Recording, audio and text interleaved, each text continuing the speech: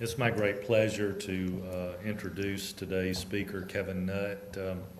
Kevin is a professional colleague, but he also happens to be one of my best friends. But I won't embellish his resume any because it doesn't need it. Kevin is a native Alabamian. In fact, if you pressed him, he would probably say he's a native Montgomeryan.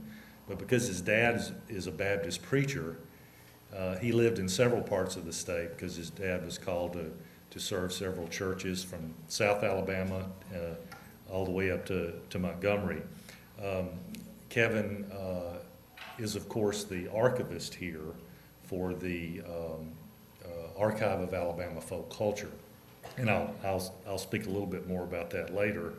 But I'm wondering about moving around the state like he did as a young guy, if that kind of informed his appreciation for the differences of the different communities within Alabama. Kevin went to Carver High School here in Montgomery, but then he went to New York City and studied majoring in African American Studies at Hunter. Came back, moved back to Montgomery, and finished his degree at AUM.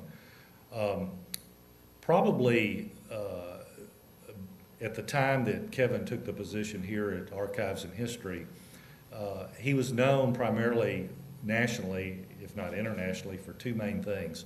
For 12 years, he has been the host of a radio program through WFMU, which is in the New Jersey, New York area, but people listen to it through the internet all over the world, called Sinners Crossroads, where he explores primarily African American roots, gospel traditions.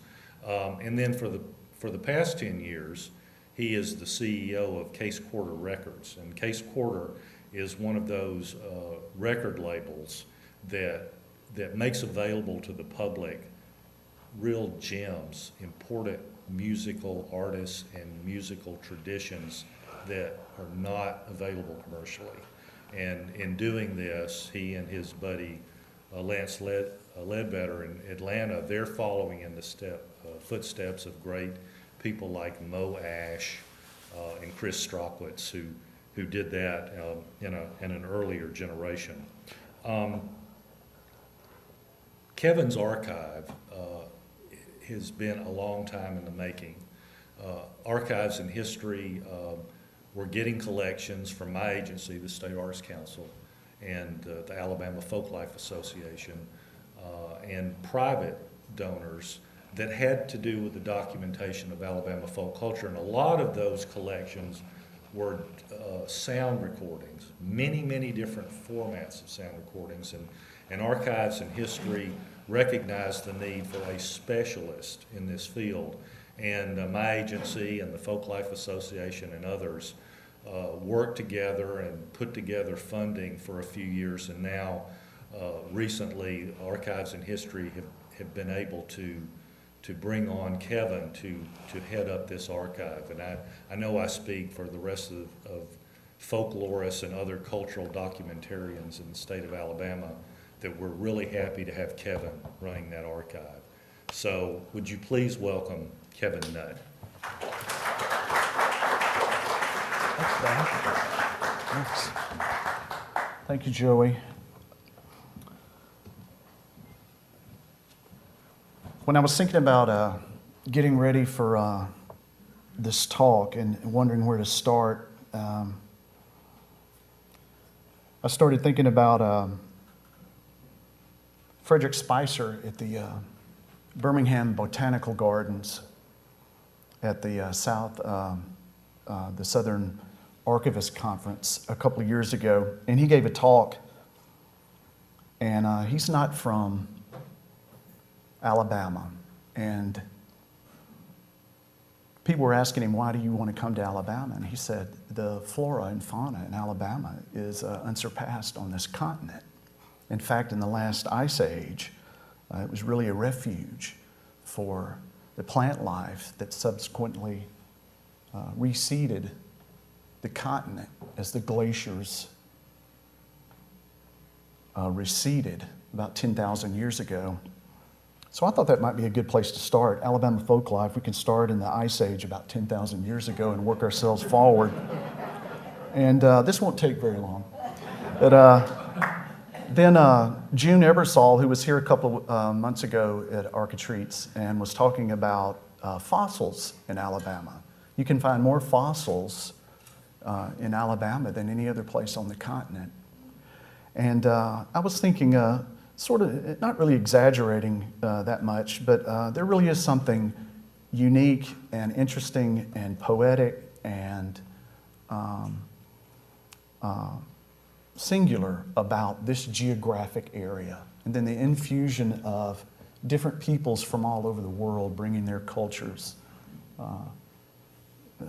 Mr. Ebersol talked about there were llamas in Alabama in 12,000 BC. There were llamas. I learned in 4th grade social studies that they're only found 10,000 feet up in the Andes. What were they doing in Alabama? You know, so they had an idea of what was to come. So I'm glad to be an Alabamian. I'm glad to know about folk life and folklore and be able to talk about it and to be in this position. But what I want to specifically talk about today is the folk life that's been collected in Alabama over the last 100 years or so. Who did it, and where is it at? Where is it going? What can we do with it? And Alabama has always attracted folklorist song collectors. And one of the first ones was Newman White, who was a professor at Duke University before World War I, and took a teaching position at Auburn University. 1917, 1918, was interested in folk songs, as a lot of people were at that time. So we got his students at Auburn to bring in songs, work songs, little ditties that they heard around in their neighborhood, people that they knew in their hometowns that knew a lot of songs. And they brought them together, brought them to his class, and he collected them together, published them American Negro Folk Songs, one of the first African-American folk song collections. And the really interesting thing about Newman White's collection is if you read through it, there's a lot of fragments and stanzas and bits and pieces of songs that later turned up in, let's say, Jimmy Rogers tunes, Darby and Tarleton, a famous pre-war duo, Birmingham Jail, Columbus Stockade Blues were their big hits. And some other rhymes and chants that showed up even in, say, 1950s rockabilly songs. And so it's really interesting that there was this cauldron of lyrics that Newman White documented as early as 1915, 1916, that later informed a lot of the popular songs. One of my favorites, you know, baby, I'll treat you right. Just close that window, turn out the light. And you hear that one over and over in blues songs, popular songs. And of course, one of the Ruby Pickens Tart in Livingston, Alabamian, absorbed so much folklore in her area, in the Black Belt. Came to national attention really in the 1930s. She worked for the WPA, and her writings were of such high quality they came to the attention of John Lomax at the Library of Congress. And Lomax, of course, the preeminent song collector in America in the 20th century, cowboy songs, blues, discovered Huddie Ledbetter, on and on. Well, he went and visited Miss Tart, and she showed him some of the locals that he should visit.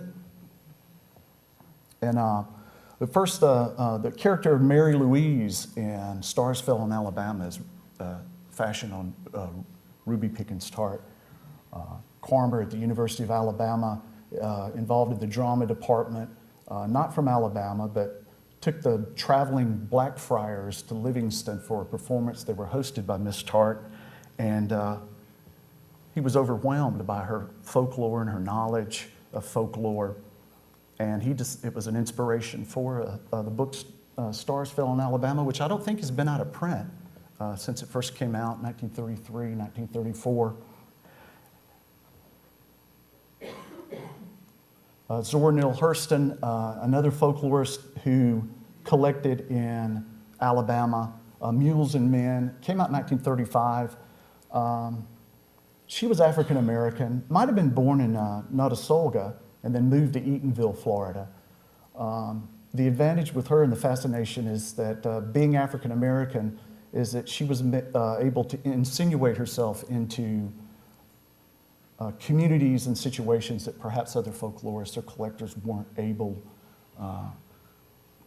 to go into. A fascinating book, Mules and Men. There's also a manuscript that she collected that disappeared for about 70 years and turned up about 5 or 6 years ago. Every Tongue Must Confess. Jokes and stories that she collected, a lot of them around Mobile. And if you want to tell a funny joke and blaspheme your way to hell very quickly, there are quite a few jokes in that book that it's stories that you can tell that will get you there very quickly, and they're also very funny. Okay, this is John Lomax, who I mentioned earlier with Rabbit Brown out in Livingston. Lomax, of course, recorded Vera Hall Ward, who he said the finest folk singer he ever recorded.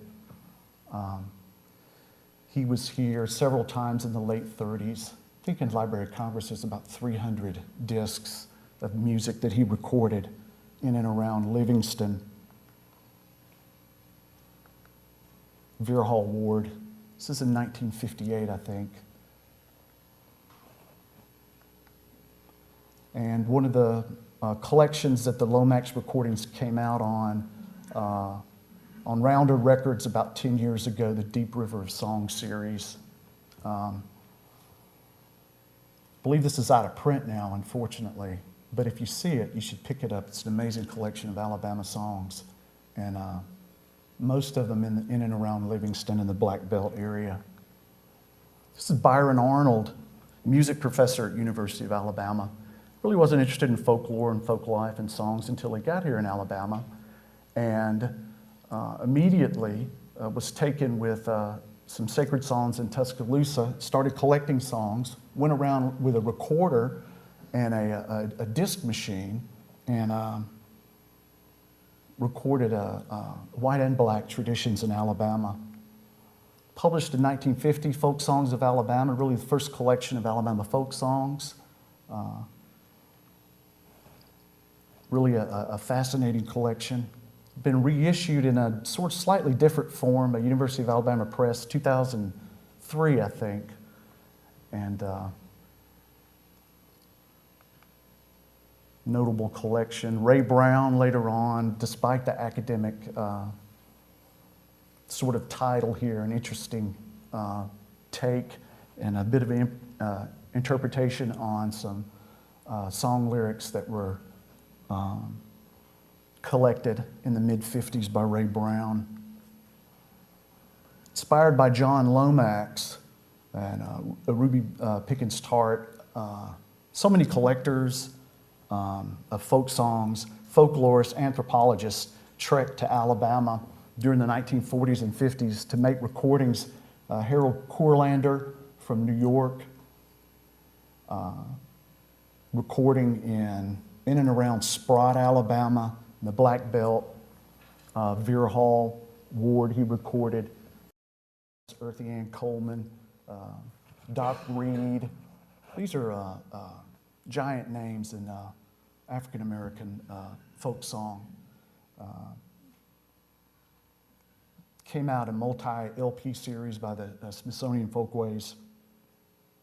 And I believe Courlander recorded, hope I'm not confusing him with Frederick Ramsey, but Courlander recorded one of the most striking, in my mind, folk songs, Rock Chariot.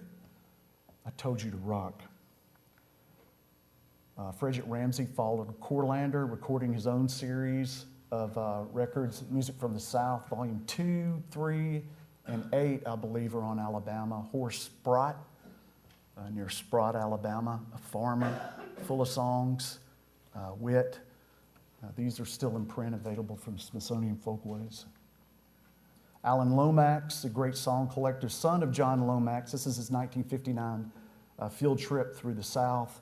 He had been all around the world in the 1950s recording folk songs, returned to Alabama and the South in 58 and 59. The most notable recordings at Fife, Alabama, Sacred Heart Convention in Fife, Alabama, and recording Vera Hall again in Livingston. These recordings of the 59 field trip were issued on a series of LPs, Atlantic Records, Sounds of the South, reissued again about 12 years ago on CD. Just amazing recordings. He had a tape machine then, and the quality of the recordings are magnificent.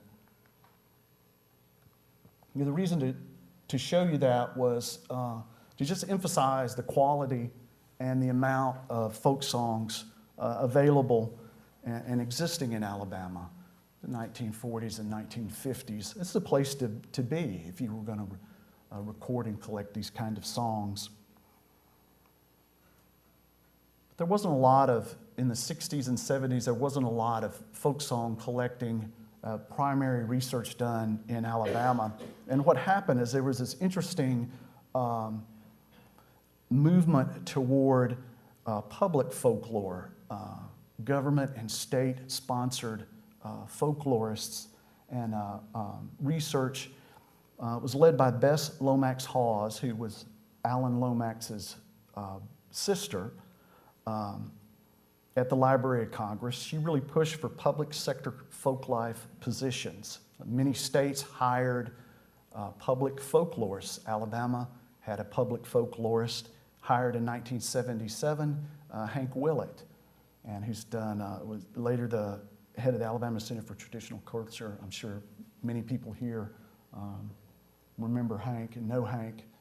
And this movement toward public folklore it really brought some interesting changes in the way folklore and folklife was collected, and specifically songs, and really making it available to the public at large.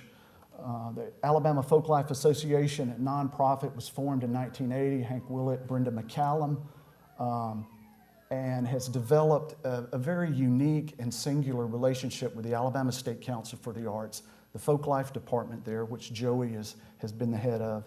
Joey's also is now, I guess your official title is Director, Alabama Center for Traditional Culture. And to be Alabama, to have the quality of these songs and folklore and folklife, and then to be in a situation to where we have a unique relationship, the Alabama Folklife Association and the State Council for the Arts. Joey and Joey's Coffin, who was executive director of Alabama Folklife Association, had been to other states to talk about this relationship, a beneficial relationship. And it's the fruits of that. 1985, Al Head hired as director of Alabama State Council for the Arts, great champion of folklore and folklife, and hired Joey the same year, and really moved into the area of having a unique grants program, facilitating teaching traditions to younger students, and let's see here, hiring other folklorists to do field work. Here's Joey with Shannon Haggard, who makes in the Shoals area, right? Right. This is a fish trap here, and then I was talking with Joey the other day, and Shannon, I consider him very lucky that he lives right next to a cemetery. And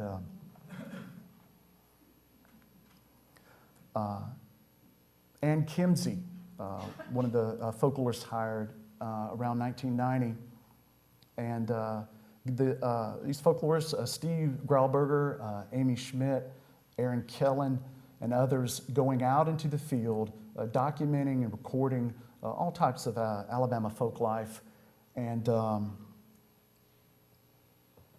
and recorded one of the most striking folklore songs, in my opinion, in the last 30 years or so here in Alabama. We're going to try to play a selection here. Alan, you want to go with track 1?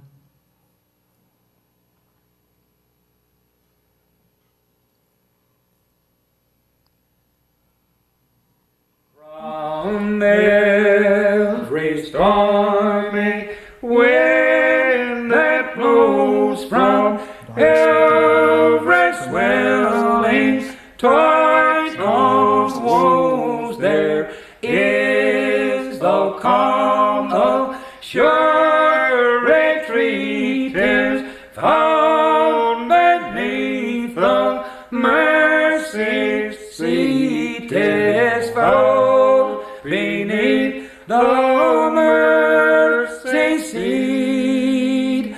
There is a place where Jesus is the all of gladness on our heads, a place of all on earth most sweet. It is the blood-bought mercy seat. It is. The amazing song, just devastating. We could spend hours talking about the field work and the folklore collected by the Alabama State Council for the Arts and the Center for Traditional Culture. Steve Grauberger has done a number of recordings. He's constantly recording Sacred Harp conventions, Seven Shape conventions, fiddlers. And over the years, there's this great Alabama Traditions label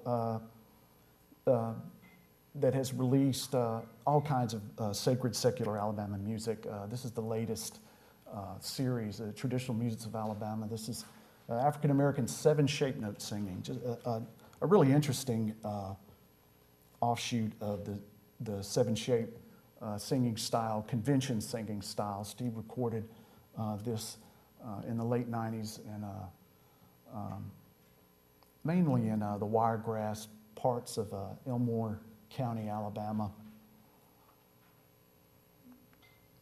Here's Steve doing what you always see with the camera, recorder. To say something about Joyce Cawthon, while not a state folklorist per se, has always been involved in the Alabama Folklife Association, the recently retired head of the Alabama Folklife Association, executive director, and it was part her vision and Joey's that initiated the Archive of Alabama Folk Culture. You've got all this field work, part of it, doing grants lately and having to inventory this among the field work collected by the Center for Traditional Culture, 901 hours of audio recordings, 4,000 35 millimeter black and white negatives, 3,000 color slides, 3,500 digital photos. And where to put this stuff? Where should it go? Joey and Joyce's idea of an archive in partnership with the Alabama State Department of Archives and History to bring the stuff over here, archive it, and make it available to citizens of Alabama.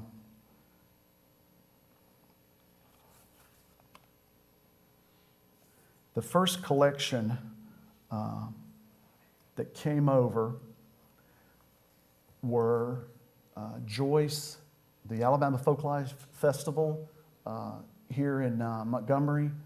The first 2 years at City Stages Festival, the Alabama Folk Sampler Stage at City Stages that you guys might have attended.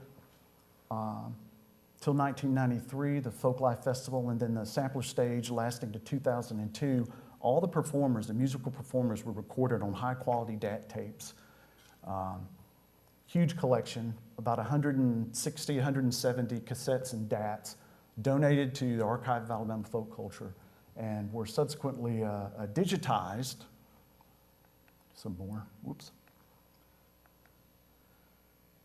Part of the sampler stage, Bobby Horton there. City Stages program. And an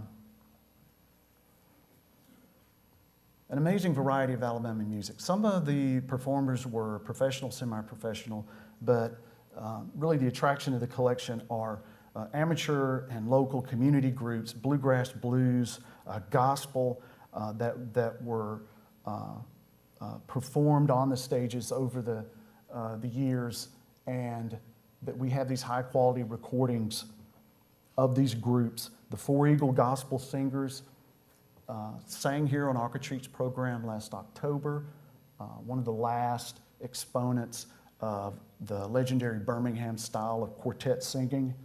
And we can hear selection number 2, the Four Eagles singing Swing Low at City Stages in Alabama in 1992.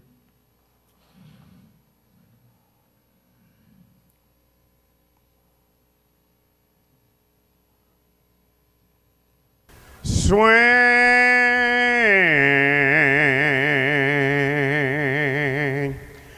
low,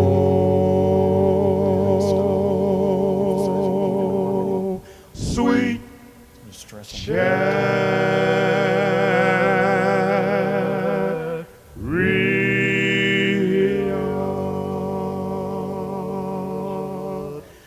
coming far to carry me home.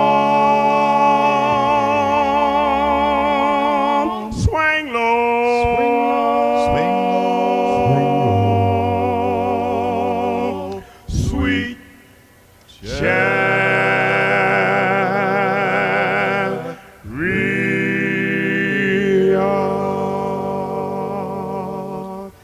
coming far to carry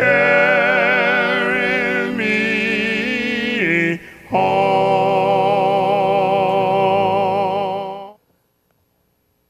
The Four Eagle Gospel Singers, of course, the members changed over the years. They were founded in 1938, but they were trained by fellow quartet members and singers in the Birmingham, Jefferson County area. Let's take time to tell this story real quick. It's such a fascinating story and a uniquely Alabamian story, and too many people don't know about it. Birmingham being the magic city, there was no Birmingham in the Civil War. The iron and steel industry just literally popping up overnight, and the subsequent attraction of rural Alabamians to go work in the mining industry, steel industry. Many African Americans from the Black Belt and other areas moving into Birmingham, 1905, 1910. And quartet singing was a great pastime, maybe even the top pastime for African Americans at that time. Practicing singing some of the songs of the day, and people from disparate communities coming together in Birmingham. Meeting in churches, worker functions, and this quartet style coalescing around Birmingham. One of the biggest influences, the schools that many of these first generation singers went to in Lowndes County, Dallas County, were taught by Tuskegee Institute graduates. Classes called voice culture classes, a particular kind of even style harmony. The Fish Jubilee singers, the immediate post-Civil War Jubilee style of singing, they taught it to these rural kids in these voice culture classes, and of course they loved it because it helped them sing quartet songs better. And when they migrated to Birmingham, there was just this raw material for these quartet singers. And country blues, people that are really interested in Mississippi blues and country blues are always trying to find, well, who was the first person to play it? It's probably never going to be known, but we have sort of the first quartet, notable quartet in Birmingham, R.C. Foster in 1912, starting the Foster Singers. And the really interesting thing about the phenomenon of quartet singers in Birmingham is it spawned quartet trainers, particular singers that were very adept at singing all the parts of four-part harmony, and would in turn teach other quartets how to sing in what became known as the Alabama style. And one of the best groups and more notable groups of the era, the Birmingham Jubilee Singers. It's kind of a small picture, but this picture just in the last year, someone found it in a newspaper. By the mid-1920s, there were so many quartets in Birmingham of such high quality that word started getting out to the record industry that you need to check out Birmingham, Alabama. An agent in Birmingham referred the Birmingham Jubilee Singers to the Columbia Record Company, and they went to Atlanta in April of 1926, walked into a studio, and this is the song they recorded.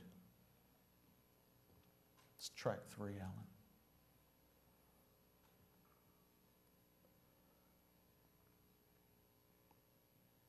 When I was a mourner, I mourned both night and day.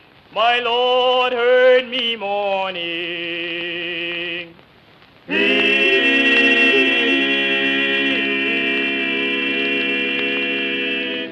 took my sins away. When I was a sinner, I sinned both night and day. My Lord seen me sinning. He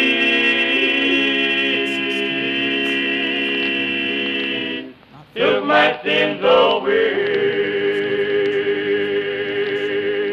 Let me hear you moan.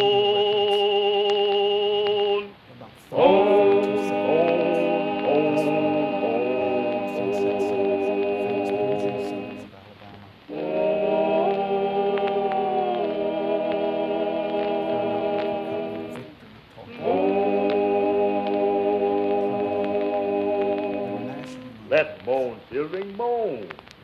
Moan. And the Four Eagle Gospel Singers, who we have many recordings from the 1980s and 1990s in this particular collection that came over, the City Stages collection, firmly in this tradition. And they never really recorded a commercial record throughout their career. They had some small sort of folkloric productions. But now, not only do we have a lot of Four Eagles, high-quality Four Eagles singing, some of the presentations at the folk festival, Alabama Folk Festival, were fashioned on the gospel singing programs, Sunday afternoon gospel singing programs. So we have the MC, the singers, and to have it in the element is a real treasure, a real treat to have that. Other groups, not just gospel groups, in the City Stages collection. Here's another group that recorded Flying. This is not. I started to say Flying Genie, but this is Vulcan's Britches in Birmingham. If anyone's ever stood under Vulcan and looked up and sort of seen, he doesn't have any britches, but.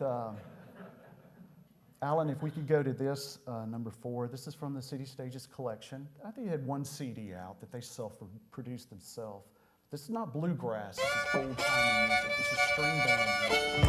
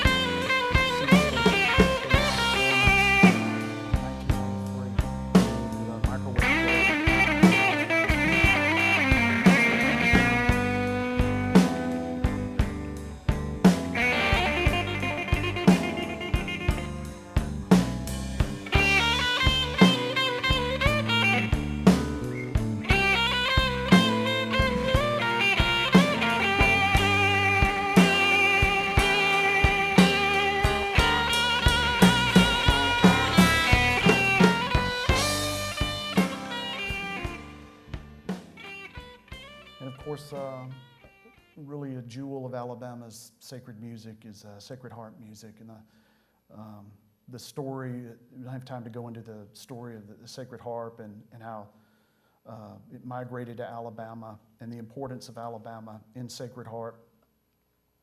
You know, people, the National Sacred Harp Convention is in Alabama, and singers from all over the world come to Alabama hoping to learn how to sing an Alabama style of sacred harp. And the National Sacred Harp Convention often, the date near the city stages date, sacred harp singers would come over to the city stages stage, the folk sampler stage, and they would sing on stage. This is not from city stages. This picture is from the convention in Birmingham, and we can go to Alan, track 7.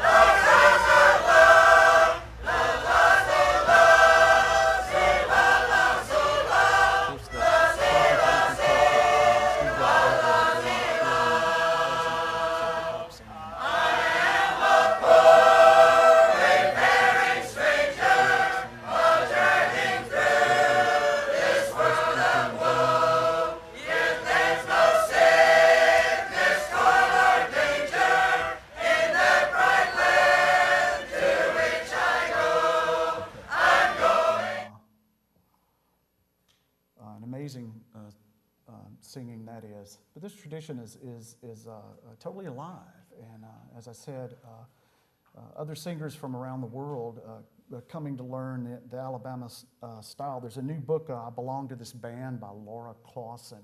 And she has a whole chapter in there talking about other sacred harp singers, about the need to have a pilgrimage to Alabama to learn how to sing the Alabama style and take it back to where outside of Alabama, but the idea that there's something authentic about the style of singing here. Now, Alabama's always, any area has, populations are always in flux and changing, and the Mexican presence in Alabama has always been here. The most recent immigration is not new. The guitar made its way into folk culture and blues musicians and that type of thing in 1900 or so by that presence of Mexican musicians. This Mariachi Garibaldi played at city stages. Steve actually heard them at a Mexican restaurant here in Montgomery and got them the gig at city stages. And they're very well aware of their unique situation here. It's not unique, their historical situation here in Alabama. And in order to express that, they have a really unique way, a fun way of doing that. We're at track 8, Alan.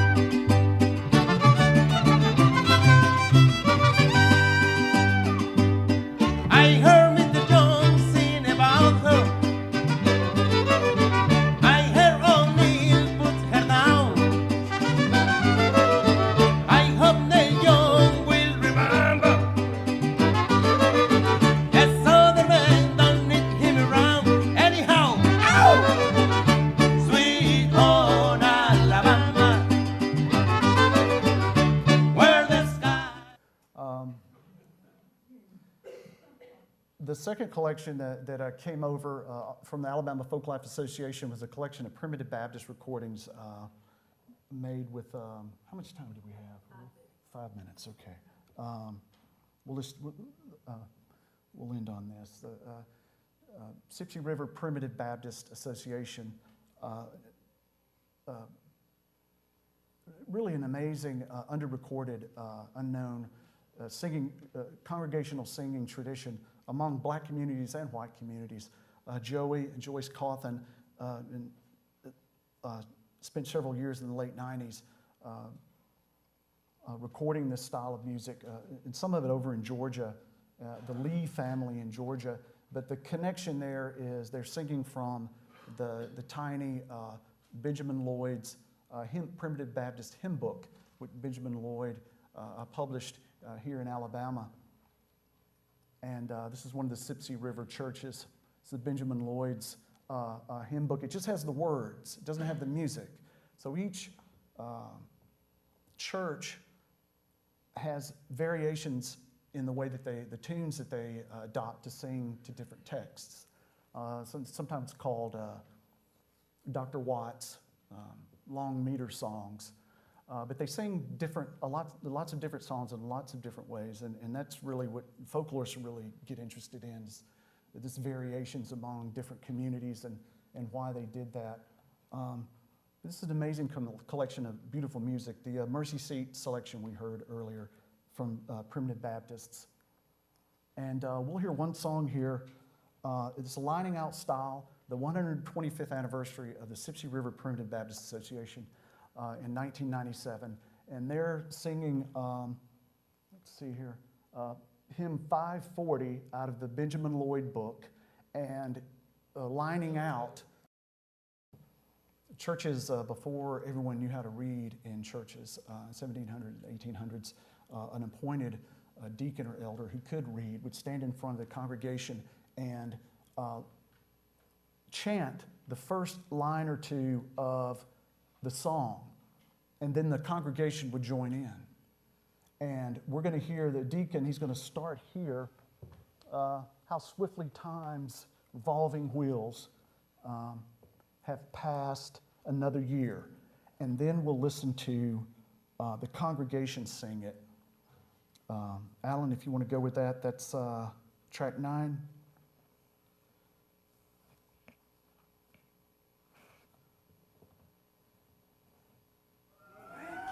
That's sure to help me sing a little 540 common music song. How swift the times revolving wheel have passed another year.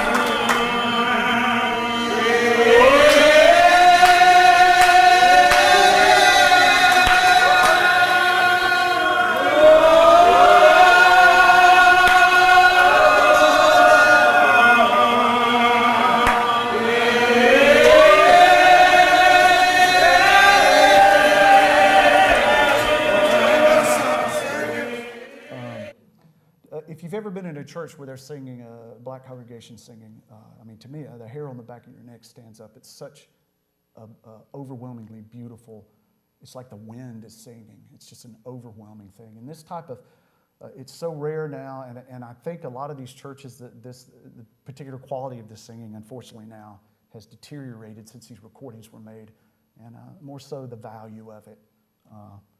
What does the CM, you know? Common meter. Mm-hmm. To go through these real quickly, the Gandy dancers, railroad workers who lined the track, maintained the line, the sections of tracks with the trains would go over before automated systems took over, and like so many African Americans, created a work song tradition to keep time with the work that they did, so everyone would be on the same page and moving the lines of the track so it would be straight, and developed a whole repertoire of chants and songs. Very few recordings of this. And Maggie Holzberg, state folklorist for ASCA, in 87 and 88, around in there, record a huge collection of the Gandy dancers, as they're called. The Gandy company made the poles and the materials that the workers used, and rare recordings, wonderful recordings.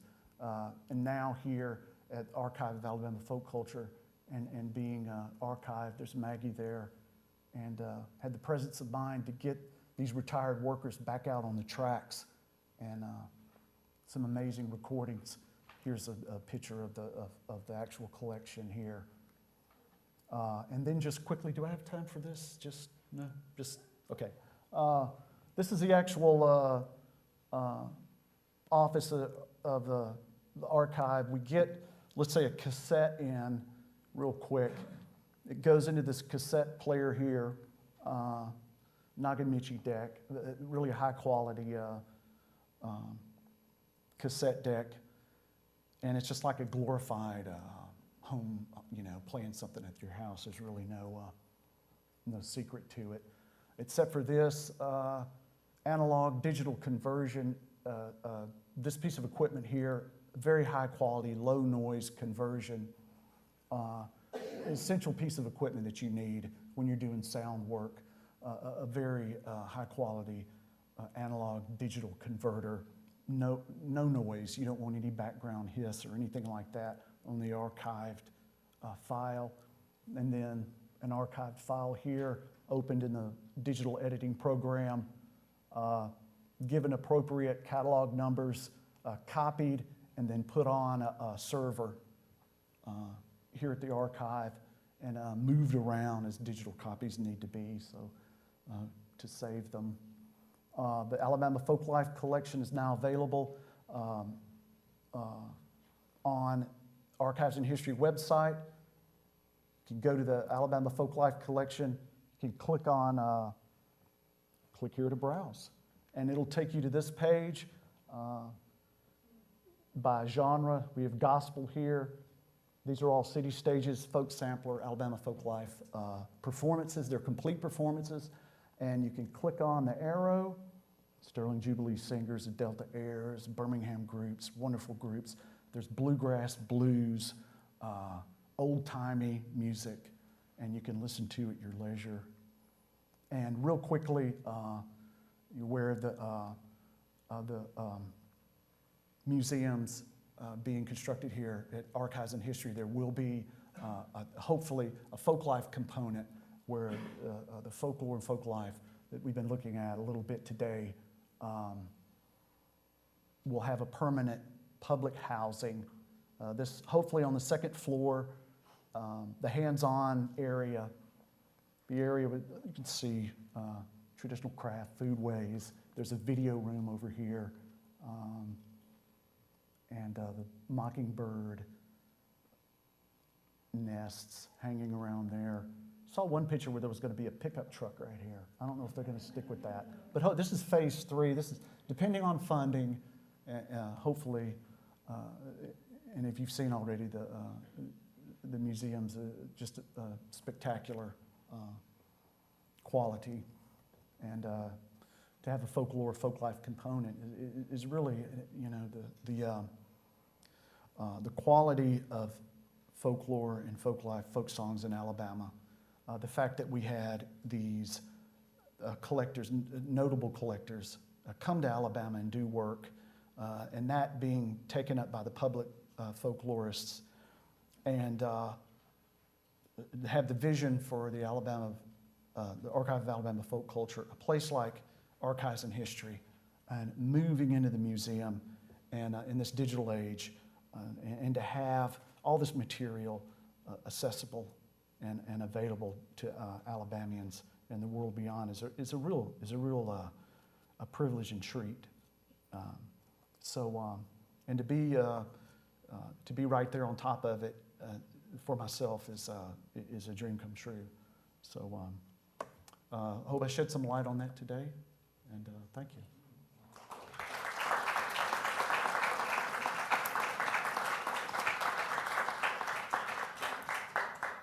Thank you. I'm sure that you have questions for Kevin today. We have about 5 minutes for questions. Please raise your hand, and I will hand you the microphone to speak into.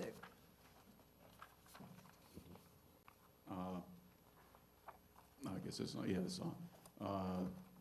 There was a member of the now Tuskegee University faculty, I believe his name is William Dawson. Yes. He set to printed music many spirituals. Wonder why he didn't come up in your talk. Is he considered an academic rather than a folk musician? No, I mean, I just scratched the surface. Notable folklorists outside of Alabama, but there is a whole tradition of, and not just Ruby Pickens Tart, but other Alabamians that collected folklore and stories here in Alabama. I wish you could do a whole presentation on that. Duly noted, but not overlooked. I was wondering, have you ever gone to the senior centers and engaged some of the people there? Because we've still got some of that old generation that have those beautiful voices. I don't know about senior centers, Yeah, but they, you know, where yeah. people over 65, they go for social and they get a lunch. And many of them are spontaneous singers. Steve Grauberger has, in churches, is a really good place to find people that have been singing for, their whole lives in one spot. And there's always senior choirs in a lot of these churches. But it's someplace to think about before that generation is gone.